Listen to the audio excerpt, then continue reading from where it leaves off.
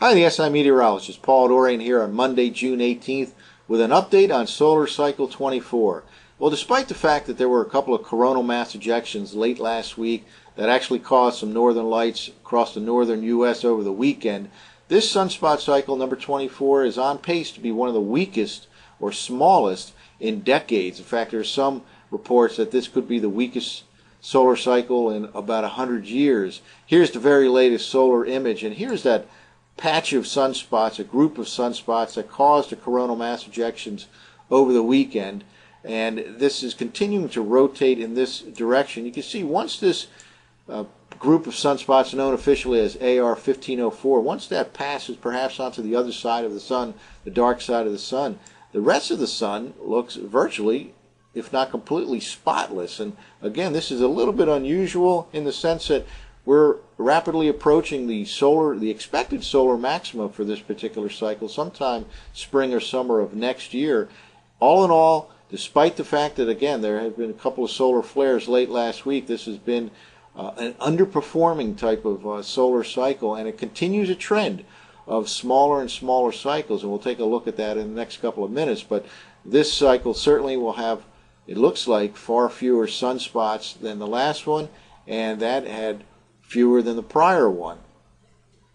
Here's in fact the latest from NASA, a June update to the sunspot predictions for this particular cycle. This is 24 where we stand right now, and the prediction is sometime perhaps the spring of next year we'll reach our solar maximum, and then there'll be a reduction over the next several years towards the next solar minimum, perhaps the end of this decade or the beginning part of the next decade. Now, look at the trend here compared to the prior solar cycle. It certainly is a weaker one, and it's on pace to be one of the weakest cycles in many, many decades. This particular previous solar cycle, number 23, peaked somewhere right around the year 2000.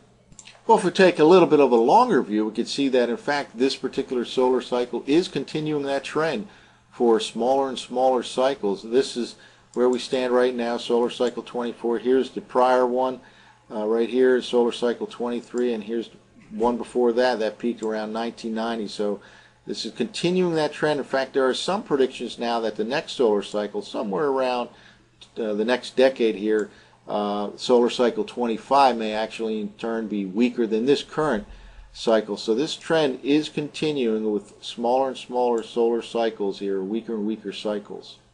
Well, one of the interesting things about following the trend in the solar cycles is there's some research that indicates the smaller the cycle is, the less the solar output, and that in turn can have a longer term effect on global temperatures. And at the same time we're seemingly in this trend of weaker and weaker cycles, the Pacific Ocean has kind of slipped into a longer term trend that's a colder phase. We track this as a Pacific Decadal Oscillation Index, and we slipped into a negative phase or a colder phase in this longer term Pacific Ocean trend about a few years ago. We can see here that these particular longer term trends can sometimes last for a few decades. Here in the 50s, 60s, and the early part of the 70s, we had a negative PDO phase, and we're just now, a few years ago, slipping into another PDO phase. So the combination of these weaker solar cycles combined with a longer term cold phase of the Pacific Ocean leads some to believe that the combination of the two will have some negative effects on global temperatures over the next 5 or 10 years or so. And in fact, here's a 2-meter temperature anomaly chart for the globe since the PDO began in about 2009. This is NOAA data put together by Dr. Ryan Maue at Dr. Ryan Maue's website.